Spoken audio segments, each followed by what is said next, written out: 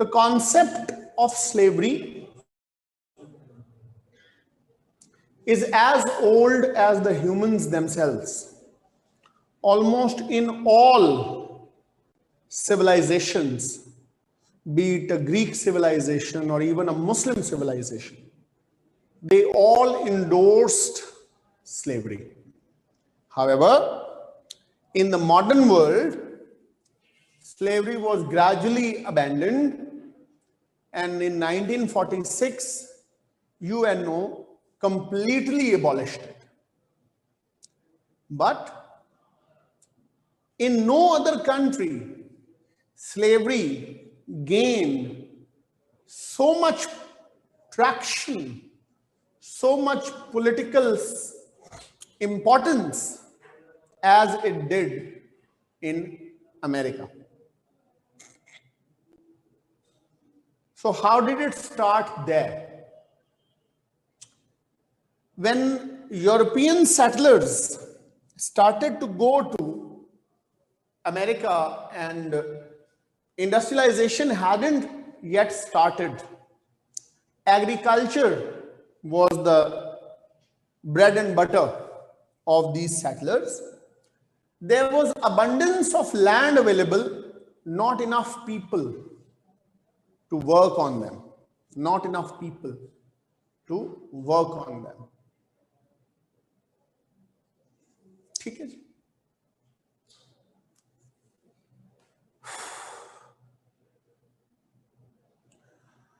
So there was a need of cheap or free labor at that point of time. काफी ज्यादा जरूरत थी cheap और free labour की.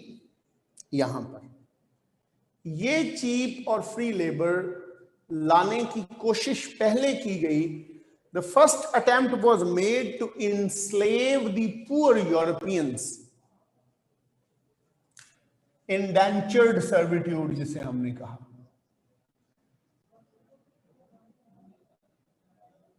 पीछे मैंने इसका जिक्र किया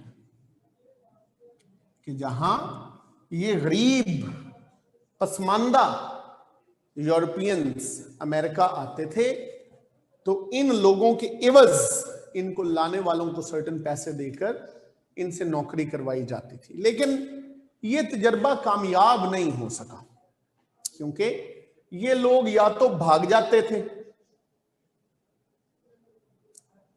और गोरे मुल्क में गोरे स्लेव को ढूंढना इम्पॉसिबल था, या जो काम करते थे उनकी भी इम्यूनिटी इतनी अच्छी नहीं थी कि वो अमेरिकन बीमारियों से, स्पेशली मलेरिया से बच सकें. दूसरी कोशिश की गई रेड इंडियंस को एनस्लेव करने की. दूसरी कोशिश की गई रेड इंडियंस को एनस्लेव करने की. ठीक है जी. रेड इंडियंस चूंकि सन ऑफ द सॉइल थे, इसलिए वो इंस्लेव हुए ही नहीं.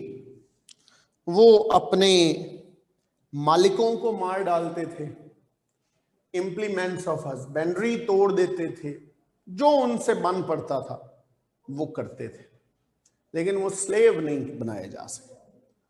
उसके बाद इस मसले का हल निकाला गया 1619 में.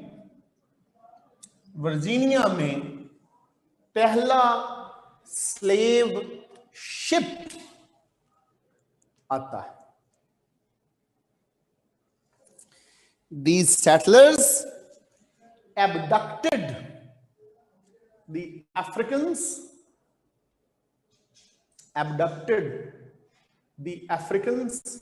and after such abduction they brought them here. ठीक?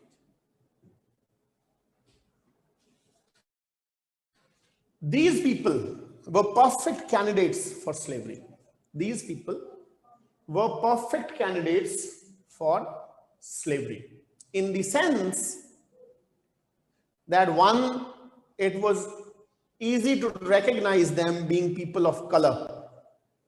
Number two, they were strong physically, coming from harsh weather conditions similar to America. So they could survive in this tropic weather. Three, they had nowhere to go back to.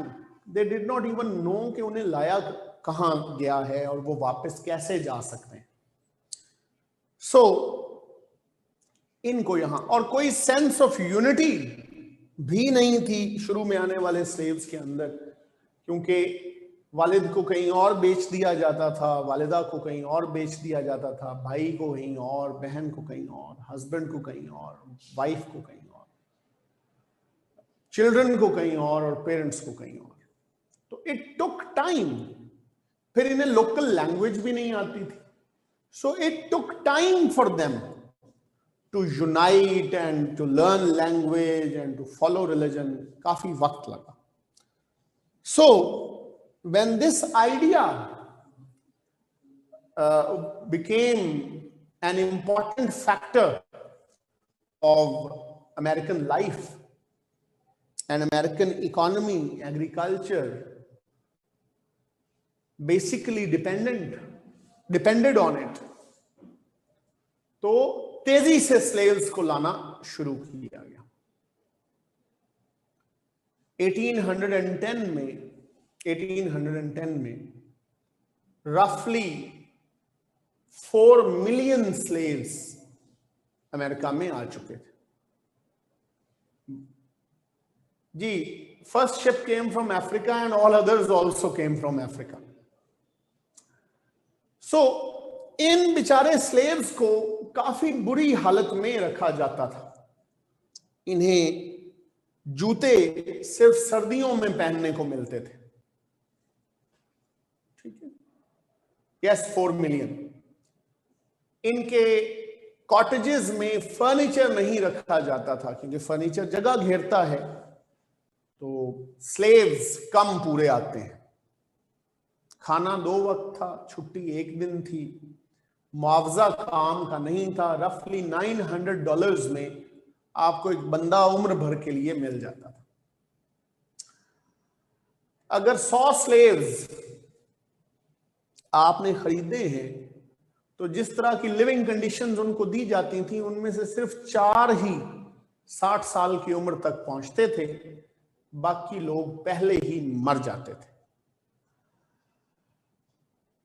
Amputation of limbs आम बात थी उन लोगों की. Murdering them for petty issues, raping their women was an ordinary thing. But there were few good people as well, जो average जमींदार थे, काश्तकार थे, जिनके पास 1, 2, 4 स्लेव्स होते थे. वो लोग इनका ख्याल भी रखते थे, इनको अपने जैसा समझते थे, साथ मिलकर काम कराते थे, साथ बिठाकर खाना खिलाते थे. बट लार्जली स्लेव्स की हालत खराब थी. विद टाइम जब स्लेव्स की आबादी काफी हो गई, तो एक स्लेव कल्चर डेवलप हुआ. एक स्लेव कल्चर डेवलप हुआ. ये स्लेव कल्चर क्या था? ये स्लेव कल्चर था कि जो सन अप टू सन डाउन जो स्लेव्स काम करते थे, आफ्टर सन डाउन वो इकट्ठे हो जाते थे. Gradually they learned the local language, they adopted the local religion. वहां ब्लैक प्रीस्ट्स इन्हें इबादत भी कराते और इनको ये भी बताते कि स्लेवरी क्रिश्चियनिटी में मना है. वहां ये लोग अपने सॉन्ग्स गाते, एक कंपेनियनशिप, एक कॉमराडरे डेवलप हुई. वहां पर ही इतनी पाबंदियों के बावजूद कोर्टशिप्स डेवलप हुई और ग्रेजुअली एक सेंस ऑफ यूनिटी एंड एक सेंस ऑफ जो फ्रीडम है वो इनके यहां आना शुरू हुई. स्लेव कल्चर डेवलप हुआ। 1807 में president Jefferson band the slave import. 1807 में प्रेसिडेंट जेफरसन ने स्लेव इंपोर्ट पर पाबंदी लगा दी। स्लेव इंपोर्ट पर पाबंदी लगा दी। इससे मकामी स्लेव्स की जिंदगी और ज्यादा डिस्टर्ब हो गई, चूंकि अब डिमांड एंड सप्लाई में गैप जब आया तो मकामी स्लेव से ज्यादा काम करवाया जाने लगा और महंगे हो गए लोग। स्लेव्स जो $900 का स्लेव मिलता था, वही स्लेव अब जो है वो $1800 का हो गया। प्राइम फील्ड हैंड उसे बोलते थे।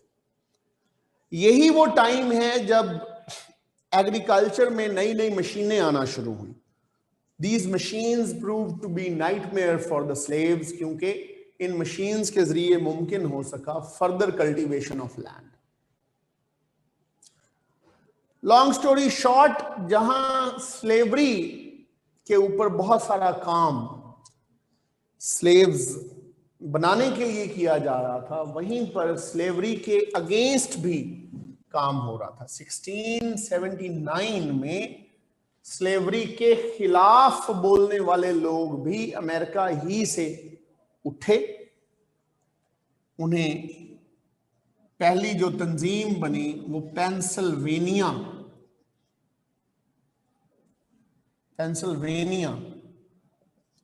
क्वैकर्स कहलाई। कंबाइन टुगेदर जितनी तंजीमें स्लेवरी के खिलाफ काम कर रही थीं, उनको कहा जाता था एबोलिशनिस्ट्स।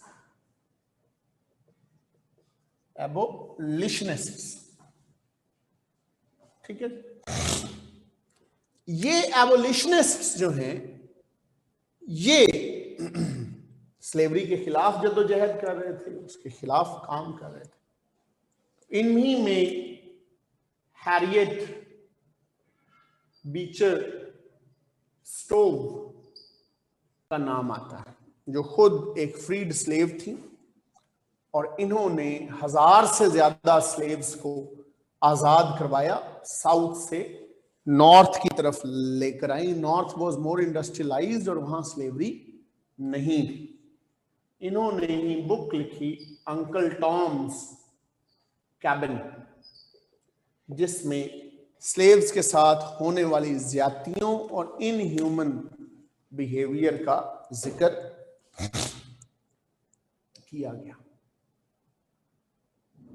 ठीक है जी।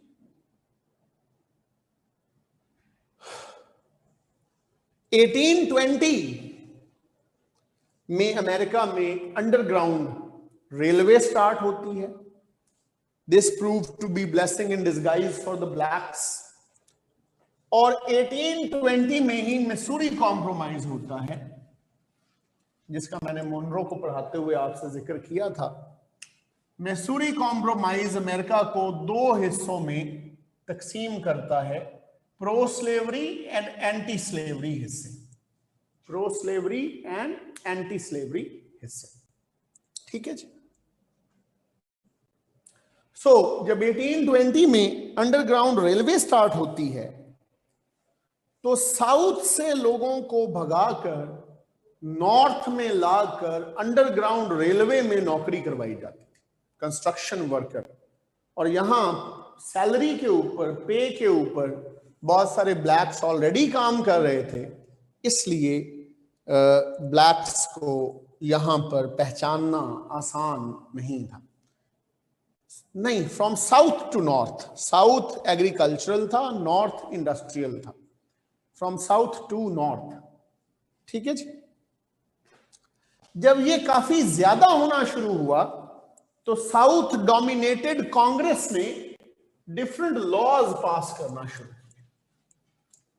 जब ज्यादा तादाद में साउथ से नॉर्थ स्लेव्स ने भाग कर आना शुरू किया, तो साउथ डोमिनेटेड कांग्रेस ने डिफरेंट लॉज पास किए। इन्हें हम कहते हैं slave patrols, slave codes and fugitive fugitive slave laws, fugitive slave laws, fugitive slave laws. Slave patrols का मतलब ये था, स्लेव पेट्रोल्स का मतलब ये था कि जब sun up to sun down slaves काम अपना कर लेंगे तो उसके बाद वो गलियों में फिरते हुए नजर नहीं आने चाहिए। White American families feel insecure. White American families feel insecure when they see such people going around streets. तो जो आवारा लौंडे वाइट्स के होंगे वो गलियों में पेट्रोल करेंगे और जो ब्लैक मैन उन्हें नजर आएगा उसे मारेंगे, पीटेंगे, इवन मर्डर कर देंगे, उससे फर्क नहीं पड़ेगा। स्लेव कोड्स का क्या मतलब है? स्लेव कोड्स भी इसी तरह के डिस्क्रिमिनेटरी लॉज थे। स्लेव कोड्स कहते थे, number 1, a slave can not read और राइट, स्लेव पढ़ लिख नहीं सकता। Number 2, slave cannot be a witness against a white person. एक गोरे के खिलाफ स्लेव विटनेस भी नहीं पढ़ सकता, भले उसने गोरे को कत्ल करते ही क्यों ना देखा हो, वो उसके खिलाफ विटनेस नहीं बन सकता। Number 3, slaves cannot pray in the absence of a white priest. slaves जो हैं एक गोरे मौलवी की अदम मौजूदगी में, एक गोरे मौलवी की अदम मौजूदगी में उन्हें इबादत का हक भी नहीं होगा, बिकॉज दे बिलीव्ड के ये जो दूसरे मौलवी हैं प्रीस्ट्स वो इनको गलत सलाह मशवरा देते हैं। And number 4, a slave can not leave plantation without written permission of his master. तो ये स्लेव कोड्स का मुख्तसर सा जायजा आपको बता देगा कि किस किस्म का मुआशरा था। पढ़ लिख नहीं सकते हैं, गवाह नहीं हो सकते हैं, इबादत नहीं कर सकते हैं और फसल छोड़ के नहीं जा सकते हैं जब तक रिटन परमिशन ना आ जाए, भले असल मालिक दूसरी स्टेट में ही क्यों ना रहता। फ्यूजिटिव स्लेव लॉज भी इसी तरह के थे। फ्यूजिटिव स्लेव लॉज ये कहते थे that if a slave comes from south to north he will be considered as a fugitive, भगौड़ा, इश्तिहारी उसे समझा जाएगा, and he must be returned back to the south, और उसको साउथ में भेज दिया जाएगा। He must be returned back to the south, उसे वापस भेज दिया जाएगा। तो ये है फ्यूजिटिव स्लेव लॉज। इस तरह के जो है इनह्यूमन सिचुएशंस में स्लेव्स बेचारे रह रहे थे। देन कम्स ए टाइम जब ग्रेजुअली स्लेवरी पर बात होना शुरू होती है और स्लेवरी एबोलिशनिस्ट्स जो हैं, जो स्लेवरी खत्म करना चाहते हैं, वो इनफ पब्लिक ओपिनियन अपनी फेवर में कर देते हैं। इंडस्ट्रियल रेवोल्यूशन के आने से मशीनों पर काम करने वाले पेड लेबरर्स की तादाद बढ़ती है और नॉर्थ एक स्ट्रॉन्ग वॉइस बन जाता है अगेंस्ट बॉन्डेड लेबर जो साउथ में चल रही थी। 1844 में गैग रूल्स वर एबॉलिश्ड। 1844 में नहीं जी, और कोई नहीं था। गैग रूल्स वर एबॉलिश्ड। गैग रूल्स का क्या मतलब है, मैंने आपको शायद पहले बताया होगा, that there was a ban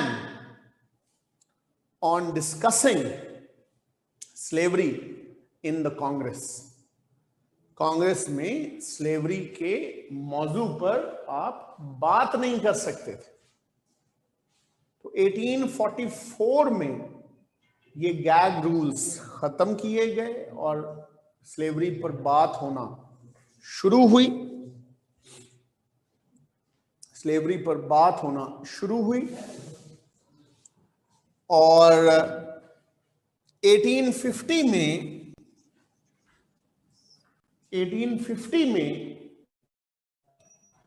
Washington DC abolished slavery.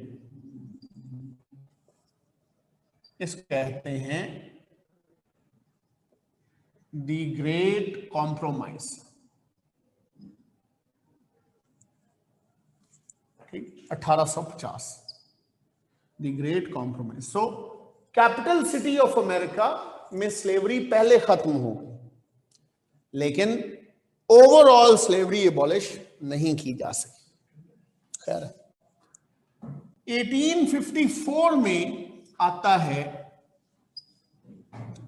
Kansas and Nebraska act. Kansas और नेब्रास्का की दो स्टेट्स को शामिल किया जाता है अमेरिकन यूनियन के अंदर, फेडरेशन के अंदर, और असूल ये तय पाता है that the question of slavery,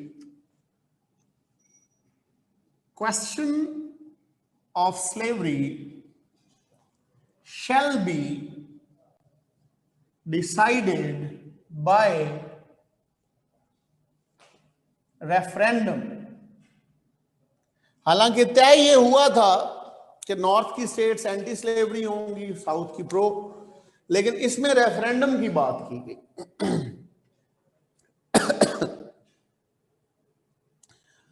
जब रेफरेंडम तय हुआ तो दोनों अतराफ से, साउथ से भी और नॉर्थ से भी लोगों ने आना शुरू किया। साउथ से भी और नॉर्थ से भी लोगों ने आना। साउथ से लोग आए कि जब वोट पड़ेगा तो हम स्लेवरी करवा लेंगे। कैंसस और नेब्रास्का दोनों स्टेट्स के अंदर वोटिंग होगी। और नॉर्थ से लोग आए कि जब वोटिंग होगी तो हम ऐसा नहीं होने देंगे। फाइनली कैंसस में वोटिंग होती है। वोटिंग का नतीजा यह निकलता है कि स्लेवरी के हक में वोट आ जाते हैं कि स्लेवरी होनी चाहिए। Northerners refuse to accept the results of this referendum. Northerners इस रेफरेंडम के रिजल्ट्स को मानने से इनकार कर देते हैं। यूं कैंसस में सदर्नर्स और नॉर्दर्नर्स आपस में लड़ना शुरू कर देते हैं, which converts into a kind of street war और सिविल वॉर। इस वाकये को अमेरिकन हिस्ट्री ब्लीडिंग कैंसस के नाम से जानती है। इस वाकये को अमेरिकन हिस्ट्री ब्लीडिंग कैंसस के नाम से जानती है। ठीक है। इसी अब यहां पर tensions are high, yes these are white people fighting, tensions are high. 1857 Supreme Court of America decides a case called Dred Scott case. Dred Scott case 1857 में अमेरिकन सुप्रीम कोर्ट में ये क्वेश्चन आता है कि क्या ह्यूमन राइट्स स्लेव्स को दिए जा सकते हैं, क्या ह्यूमन राइट्स स्लेव्स को दिए जा सकते हैं। American Supreme court decides against it. American Supreme Court says slaves are not humans. Slaves are not humans. Slaves जो हैं वो humans नहीं है। क्यों नहीं है? अदालत कहती है they do not have human attributes, just as cattle, just as livestock, they are sold and brought and made to work. जानवरों ही की तरह उन्हें खरीदा, बेचा और काम करवाया जाता है। तो जैसे एक घोड़ा या गधा या बैल या डॉग खरीदे बेचे जाते हैं और काम उनसे लिया जाता है, वैसे ही इनसे काम लिया जाता है। Just because they happen to speak does not qualify them to be humans. Just because they happen to speak does not qualify them to be humans. इस फैसले के बाद एक सर्टन आउटरेज अमेरिकन सोसाइटी में, स्पेशली नॉर्थ में आती है। 1858 में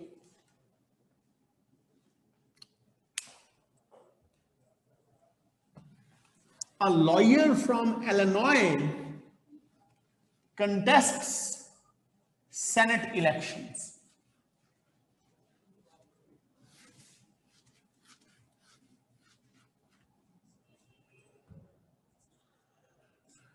नॉर्थ इसलिए फेवर करता है कि नॉर्थ इंडस्ट्रियलाइज्ड था, नॉर्थ में पेड लेबर का कॉन्सेप्ट था, एजुकेशन भी इंप्रूव्ड थी, इसलिए ये लोग स्लेवरी के अगेंस्ट खड़े थे, बिकॉज इट्स इनह्यूमन, उनका एक प्रिंसिपल स्टैंड था।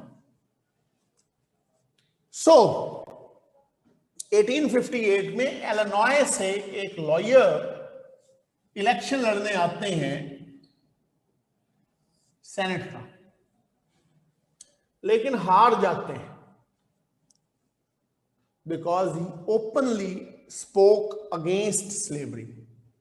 लेकिन हार जाते हैं because he openly spoke against slavery, slavery के खिलाफ बोलते हैं। ऑल्दो वो इलेक्शन ऑफ द सेनेट हार जाते हैं, but because of his brilliant speaking skills he makes his way into the hearts of the American people and makes them understand कि slavery गलत है। So in 1860 he wins the nomination of Republican Party to be American president. He wins the nomination of the Republican Party to be the American president. Elections होते हैं, Abraham Lincoln election जीत जाते हैं।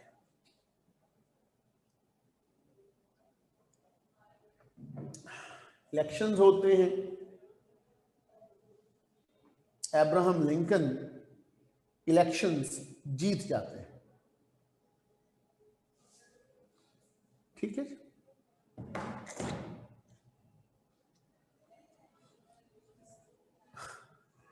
Election में अभी कुछ भी नहीं हुआ, मैंने बस इतना बताया कि उन्होंने रिपब्लिकन पार्टी से नॉमिनेशन जीती प्रेसिडेंट बनने की और फिर इलेक्शन भी जीत लिया जी 1860 में। 1861 से उनकी प्रेसिडेंसी इनॉग्रेट होती है जब उन्होंने ओथ लिया। But even before him taking the oath, उनके ओथ लेने से पहले भी, नहीं बच्चे अभी नहीं, अभी तो कू क्लक्स क्लैन बनी ही नहीं है ना अली कजलबाश, अभी तो लेट है, ठीक है। तो साउथ, तो इनके ओथ लेने से पहले ही American states started to declare their separation from the American Union. Southern states started to declare their separation from American Union, fearing that once he takes oath as a president, he will abolish slavery. And we do not want that, because उनकी तो सारी economy, उनका social fabric, उनका सब कुछ जो है वो स्लेवरी के इर्द गिर्द घूमता था। सो जब तक प्रेसिडेंट ने ओथ लिया मार्च में, तब तक एक नया मुल्क बन चुका था जिसने अपना नाम रखा Confederate States of America. Confederate States of America. अपना कैपिटल बनाया रिचमंड, वर्जीनिया, अपना कैपिटल बनाया रिचमंड वर्जीनिया को, और अपना प्रेसिडेंट बनाया जेफरसन डेविस को, जेफरसन डेविस को। तो प्रेसिडेंट ने जब ओथ लिया तो half of America almost was already gone. तो प्रेसिडेंट ने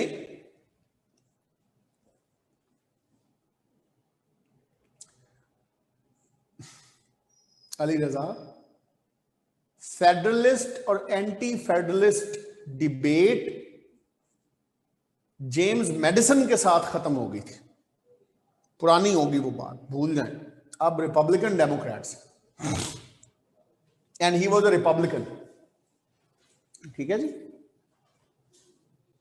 तो उसने अपने पहले इनॉग्रल एड्रेस में लोगों से कहा that he will do everything in his power to bring these rebellious states back and unite America again. For this purpose, he asked for a 75,000 strong militia, initially only for 90 days. Initially only for 90 days. उन्होंने कहा जी 90 दिन के लिए 75,000 लोग अगर मुझे मिल जाएं लड़ने के लिए तो इन्हें मैं वापस ले आऊंगा। People started to get drafted. Drafted का मतलब है फौज का हिस्सा बनना शुरू हुए जी। लिंकन ये चाहते थे कि रॉबर्ट ई ली, जनरल रॉबर्ट ई ली उनके आर्मी चीफ बने, लेकिन रॉबर्ट ई ली से ताल्लुक भी था अब्राहम लिंकन का, लेकिन रॉबर्ट ई ली चूंकि वर्जीनिया से बिलोंग करते थे, he preferred to be commander of the Confederate soldiers, he preferred to be commander of the Confederate soldiers. Abraham Lincoln was left with General Winfield Scott. Abraham Lincoln was left with General Winfield Scott. Winfield Scott बेचारे, उन्होंने आखिरी जंग 20 साल पहले लड़ी थी. He was so heavy कि 2 बंदे पकड़ के उन्हें घोड़े पर बिठाते थे. To good fortune of Abraham Lincoln, he retired after 2 months of the war. पहली लड़ाई civil war, confederates and union army. Abraham की आर्मी को यूनियन आर्मी कहते थे और सेपरेटिस्टों की आर्मी को कन्फेडरेट आर्मी कहते थे. इनकी पहली लड़ाई हुई battle of bull Run. Battle of bull Run, इसको first battle of bull Run भी कहते हैं, बैटल ऑफ बुल रन भी कहते हैं. इस बैटल ऑफ बुल रन में general Robert E Lee's forces defeated Winfield Scott's forces. Confederates ने यूनियन फोर्सेस की मार लगाई. And Abraham Lincoln understood that it won't end in 90 days. ये 90 दिन में खत्म होने वाला काम नहीं है. He dug in his heels deeper to be ready for a longer battle. उसके बाद अगले जनरल आते हैं George B McClellan. General George B McClellan, younger general, fitter. इन्होंने फौजियों की तरबियत पर ध्यान दिया, मार्क्समैनशिप सिखाई, स्किल्स सिखाई. इनकी सरबराही में, जी ऑब्वियसली यूनियन आर्मी, इनकी सरबराही में बैटल ऑफ एंटीतम होती है. ये जगहों के नाम है, बैटल ऑफ एंटीतम. ये जंग यूनियन आर्मी जीत जाती है. ये जंग, ये बैटल कन्फेडरेट्स हार जाते हैं, यूनियन आर्मी जीत जाती है. However, they were defeated, but they did not surrender. George B. McClellan behaved cautiously and did not follow them to either eliminate or make them surrender. जंग जीत जाने के बावजूद Abraham Lincoln fired George B McClellan. उन्होंने George B McClellan की छुट्टी कर दी. He said, you had a chance to end this war and you missed it by being non decisive. George B McClellan शायद पहले जर्नैल हैं अमेरिकन हिस्ट्री के जो जंग जीतने के बावजूद नौकरी से निकाल दिए. उसके बाद आते हैं जनरल यूलिसिस एस ग्रांट.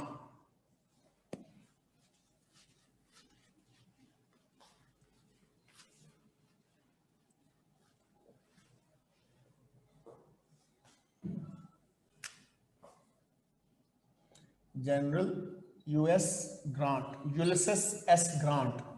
ये बाद में अमेरिका के सदर भी बने, 1 टर्म प्रेसिडेंट थे. इनके नाम का अमेरिका के पास बहरी बेड़ा भी है. इनके नाम का अमेरिका के पास बहरी बेड़ा भी है. General US Grant, otherwise known as bad tempered drunkard. बहरी बेड़ा मीन्स बैटल शिप. बहरी बेड़ा मीन्स बैटल शिप. खुदा का वास्ता. General U.S. Grant was otherwise known as bad-tempered drunkard, but he proved to be an able general. He, along with General Sherman, made a strategy to bring down General Robert E. Lee and his larger-than-life structure. His larger-than-life structure. ठीक है. उन्होंने plan बनाया कि हम Robert E ली से surrender करवाएंगे, हम इसको मारेंगे नहीं, इसको हीरो नहीं बनाएंगे, ह्यूमिलिएट करेंगे, सरेंडर करवाएंगे. So the plan was that General US Grant will lay siege to the Richmond capital of the Confederates, the so-called capital. Obviously, General Robert E. Lee would run to save the capital. Plan ये किया गया था, war strategy ये थी कि Robert E ली चूंकि बड़ा नाम है और लोग उसको बड़ा हीरो समझते हैं और समझते हैं वो इनविंसिबल है, तो हम उससे सरेंडर करवाएंगे तो अथॉरिटी हमारी बनेगी, उसे ह्यूमिलिएट करेंगे इंस्टेड कि हम उसे मार डालें. उसके लिए प्लान ये बनाया गया था कि रिचमंड को सीज में लिया जाएगा. Siege will be laid around Richmond. Obviously knowing this, general Robert E Lee would rush to protect the capital, क्योंकि जब कैपिटल गिरता है तो मुल्क गिर जाता है. General Ulysses S Grant and general Sherman, इन दो लोगों का नाम. वो जब कैपिटल को बचाने आएगा तो हम उसको वहां घेर लेंगे, कैपिटल का जो राबता है बाहर से वो तोड़ देंगे और इवेंचुअली उसे वहां सरेंडर करना पड़ेगा. In the mean time, because general Robert E Lee would be trapped in capital, the Confederate army would become rudderless and General Sherman would ruthlessly crush them city by city and place by place. This strategy worked. इसी time frame में 1863 में Abraham Lincoln did another important thing. He passed Emancipation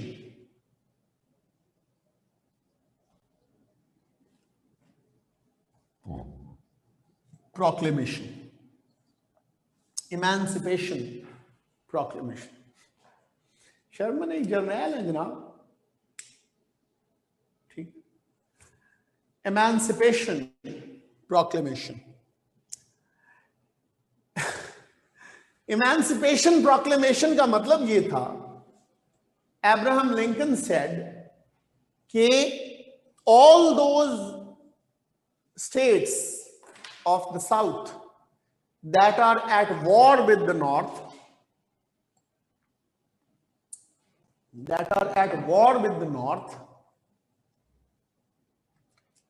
all the slaves in these states are hereby set free by me in the capacity of being President of United America. मैं सदर America होने की हैसियत से south की states के तमाम गुलामों को, जो रियासतें हमसे जंग कर रही हैं, उनमें तमाम गुलामों को आज से, 1 जून की डेट दी गई, आज से आजाद करता हूं, आज से आजाद करता हूं. इस एमेंसिपेशन प्रोक्लेमेशन के बाद the slaves of the south left their implements of husbandry, broke them, ran away, and came and joined Lincoln's forces because they knew he means business and he will end slavery. This provided the necessary impetus and force to the Union soldiers, and finally in 1864, April 1864, they were able to make General Robert E. Lee surrender. Robert E Lee को surrender करवाने में वो कामयाब हो गए. Robert E ली के surrender करने के 9 दिन के अंदर बाकी सारी कन्फेडरेट फोर्सेस ने भी सरेंडर कर दिया. And this is how America became united once again, although 600,000 deaths later. 600,000 deaths later. इस सिविल वॉर में 6 लाख अमेरिकन दोनों तरफ से मारे गए। 9 अप्रैल है, इफ आई रिमेंबर करेक्टली, तो 9 अप्रैल है। 1864 के सदारती इलेक्शंस होते हैं फिर, और अब्राहम लिंकन दोबारा अमेरिका के सदर बन जाते हैं। और दोबारा अमेरिका के सदर बनते ही starts to go for the constitutional amendment. yes I won't be able to tell the exact numbers, but roughly historians put it between, in that specific war, historians put it between 10,000 to 15,000. Anyhow, तो 6 लाख जो मरे उनमें ज्यादा whites ही थे। तो Abraham Lincoln start करते हैं constitutional process of abolishing slavery, 13th amendment. इस अमेंडमेंट को कहा जाता है the most noble act done in American history by most unnoble means. The most noble act done in American history by most unnoble means. Unnoble means से मुराद है कि president to get that 2/3 majority, president ने वो सब किया जो वो कर सकता था। If he could bribe anybody, he bribed them. If he could lure somebody to give a better office, secretaryship, he did that. If he could threaten anybody for the vote, blackmail anybody for the vote, he did that. And finally got his vote in April 1865. In April 1865, Americans passed this amendment which stated slavery and involuntary servitudes are illegal in America except as a matter of punishment. गुलामी और जबरी मुशक्कत, गुलामी और जबरी मुशक्कत America में हमेशा के लिए गैर कानूनी डिक्लेयर की जाती है। गुलामी और जबरी मुशक्कत अमेरिका में हमेशा के लिए गैर कानूनी डिक्लेयर की जाती है, सिवाय तब जब आपको सजा के तौर पर मेहनत करवाई जाए। क्योंकि जब आपको कैदे बामुशक्कत दी गई है तो फिर आप ये नहीं कह सकते कि 13वीं तरमीम मना करती है और मैं पत्थर नहीं तोड़ूंगा। फिर आपको पत्थर जाहिर है तोड़ने पड़ेंगे, चक्की पीसनी पड़ेगी। तो उसके बाद ये अमेंडमेंट चली जाती है स्टेट लेजिस्लेचर्स के पास रेटिफिकेशन के लिए। Abraham Lincoln did not live long enough to see slave free America. He was murdered in April 1965 by an actor, John Booth.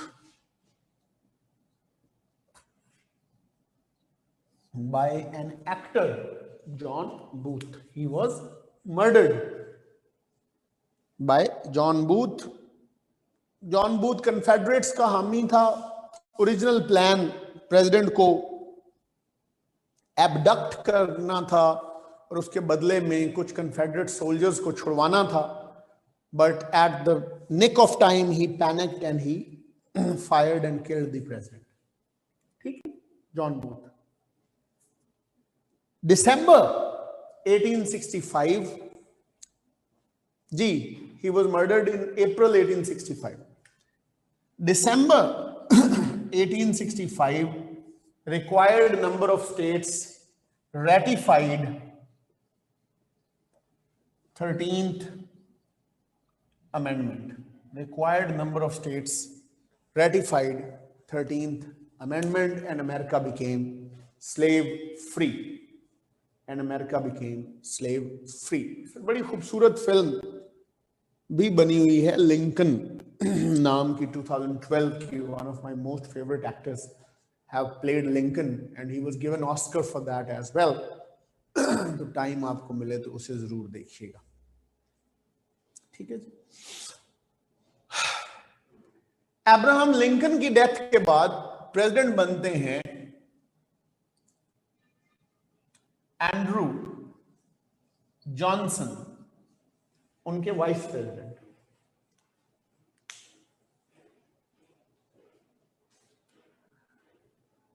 Lincoln, movie का नाम लिंकन है। नहीं, blacks did do things for them. देखिए, by 1833 अमेरिका में 1000 ऐसी NGOs थी जो ब्लैक सिविल राइट्स, जो स्लेवरी के अगेंस्ट काम कर रही थी। तो ऑब्वियसली उनमें ब्लैक्स भी थे और वाइट्स भी थे, लेकिन वाइट्स की सपोर्ट के बगैर स्लेवरी को मिटाना मुमकिन नहीं था। हैरियट बीचर स्टोव लिखती हैं, the most difficult thing to end slavery was to convince a slave to run away. तो ये असल चीज थी कि वो उस मेंटल ब्लॉक में आ चुके थे कि कभी नहीं हम इससे निकल पाएंगे, ठीक। अच्छा जी, बहुत सारी इसके ऊपर स्लेवरी के ऊपर मूवीज हैं। 12 Years a Slave is a wonderful depiction. Roots एक बड़ी क्लासिक है। द ग्रेट डिबेटर्स इसके ऊपर एक फिल्म है, वो बता सकती है। किताबें ये नहीं पढ़ेंगे, फिल्म देख लेंगे, ठीक है। मैल्कम एक्स बाद की कहानी है, वो यहां रेलेवेंट नहीं है। एनी हाउ, इसके बाद एंड्रू जॉनसन बनते हैं president. Andrew Johnson 14th amendment लेकर आते हैं। एंड्रू जॉनसन 14th अमेंडमेंट लेकर आते हैं।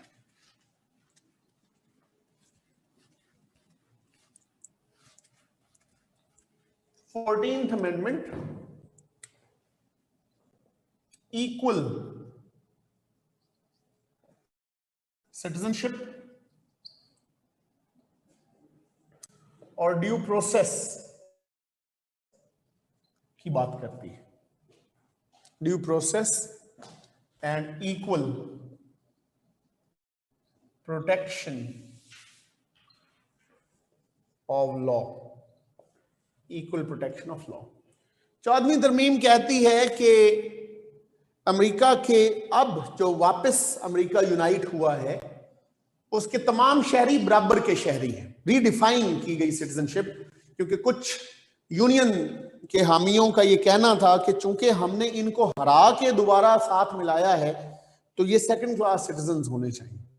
But president was against it. हमने उन्हें एहसास दिलाया कि नहीं, यू आर इक्वल सिटीजन, आपने फिक्र नहीं करनी। ड्यू प्रोसेस होगा, किसी को भी समरी ट्रायल के जरिए या विक्टिमाइजेशन के लिए या डिस्क्रिमिनेशन करके मुकदमात उनके खिलाफ नहीं बनाए जाएंगे। और उन्हें इक्वल प्रोटेक्शन ऑफ लॉ होगी। सो टेक्निकली एक रीएश्योरेंस सबको दी गई। टेक्निकली एक रीएश्योरेंस सबको दी गई। हैविंग सेड दिस, लेकिन यही 14वीं तरमीम एक और बात भी करती थी। ये 14वीं तरमीम कहती थी, all the soldiers of the confederate army, ये ध्यान से सुनिएगा, all the soldiers of the Confederate Army, all the senators of the Confederate States, all the congressmen of the Confederate States, all the civil and military bureaucrats, and the President of Confederation himself shall be disqualified from holding a public office for life. आम लोगों को general amnesty है, माफी है, उन पर कोई पाबंदी नहीं है, उनको इक्वल सिटीजनशिप है, ड्यू प्रोसेस है, इक्वल प्रोटेक्शन है, लेकिन वो लोग जो उनके फौजी बने, उनके सेनेटर बने, उनके सदर बने, उनके सिविल एंड मिलिट्री ब्यूरोक्रेट बने, ये तमाम लोग अपनी जिंदगी में दोबारा कभी अमेरिका में कोई पब्लिक ऑफिस होल्ड नहीं करेंगे, कोई पब्लिक ऑफिस होल्ड नहीं करेंगे। सो मच सो कि ये प्रेसिडेंट के इलेक्टोरल कॉलेज के मेंबर भी नहीं बन सकते, जो कि सिर्फ एक ऑनररी पोजीशन है। सो मच सो कि ये प्रेसिडेंट के इलेक्टोरल कॉलेज के भी मेंबर्स नहीं बन सकते, जो कि एक ऑनररी पोजीशन है। तो ये थी जी 14th अमेंडमेंट। नहीं, सबके लिए है जी, सबके लिए, it is for both whites and blacks. इसके साथ ही है जी 15th अमेंडमेंट, वो भी रेलेवेंट है। 15th amendment, it gave right to vote to people of colour.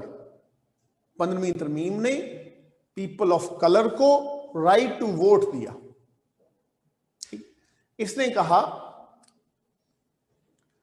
Anyone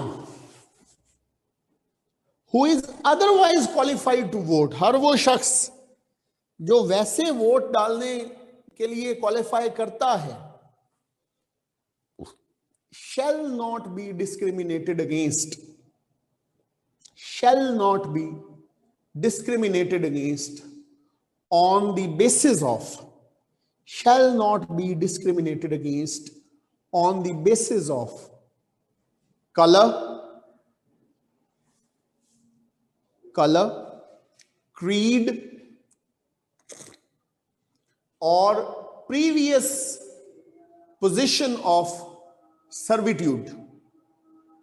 color, creed और previous position of servitude।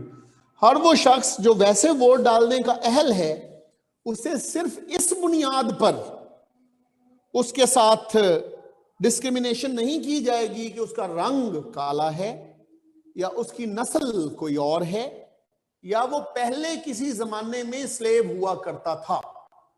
So technically this amendment gave blacks the right to vote, gave blacks the right to vote. But as they say, the devil lies in the detail. As they say, G also passed by Johnson. As they say, the devil lies in the details. यहां क्या होता है कि ये जो otherwise qualified है ना जी, ये है असल फसाद की जड़। अदरवाइज क्वालिफाइड कहता था that a voter must be an educated person. Otherwise qualified कहता था that a voter must be a tax payer, और टैक्स पेयर भी एक सर्टेन लेवल का। तो ब्लैक्स बेचारे तो कल तक खुद प्रॉपर्टी थे, वो कहां से टैक्स पेयर होंगे? ठीक है, आपको बताया ना, ड्रेड स्कॉट कहता था blacks are not humans, they are property just like animals. तो वो फिर कहां से टैक्स पेयर्स होंगे? और ब्लैक्स को लिखना पढ़ना तो वैसे ही मना था, तो वो कहां से लिख पढ़ सकेंगे कि वोट डालने के काबिल हो सके? So it took another decade और so to make blacks able to cast vote, to make blacks able to cast votes. अब जब ब्लैक्स थोड़े से सांस लेने के काबिल हुए, तो यहां पर व्हाइट सुप्रीमिस्ट ऑर्गेनाइजेशंस बनना शुरू हुई।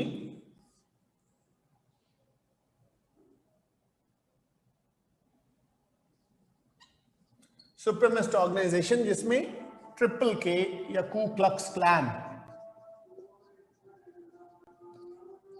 जिसे हम कहते हैं। अजान हो जाए तो दोबारा शुरू करते हैं।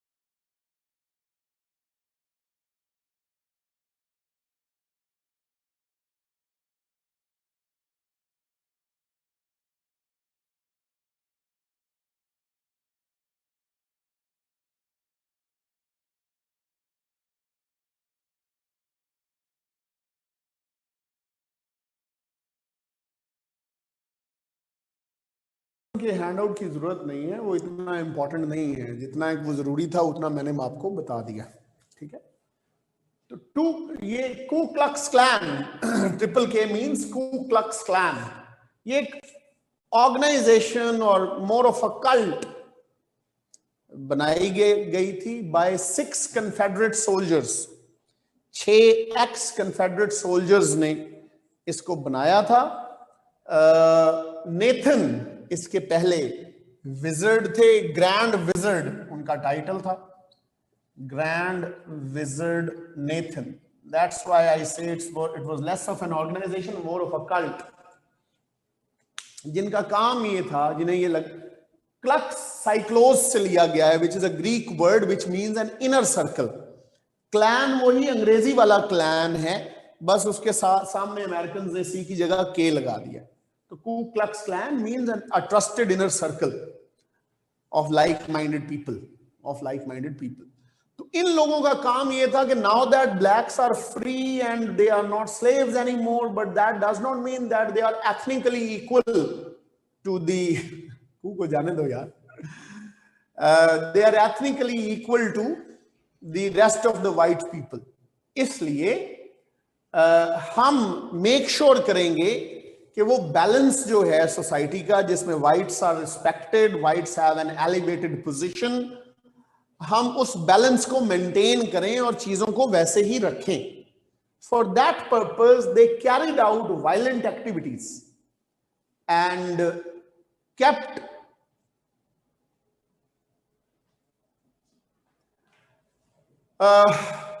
Fighting with the blacks.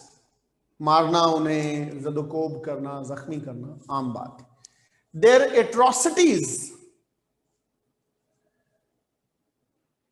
increased in such a manner that the state had to take action against them by 1870, and due to too much violence, the Grand Wizard Nathan himself disbanded this Ku Klux Klan.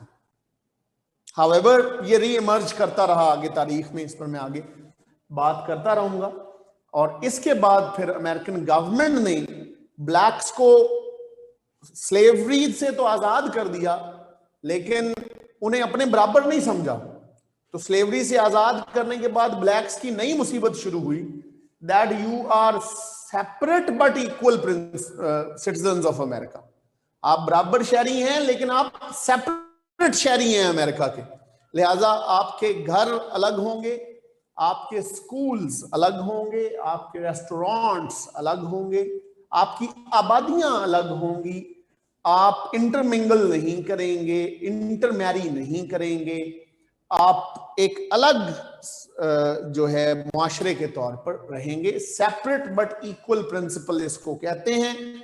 इसको 1896 में American Supreme Court ने endorse किया था। Plessy versus Ferguson case का नाम है, Plessy versus Ferguson.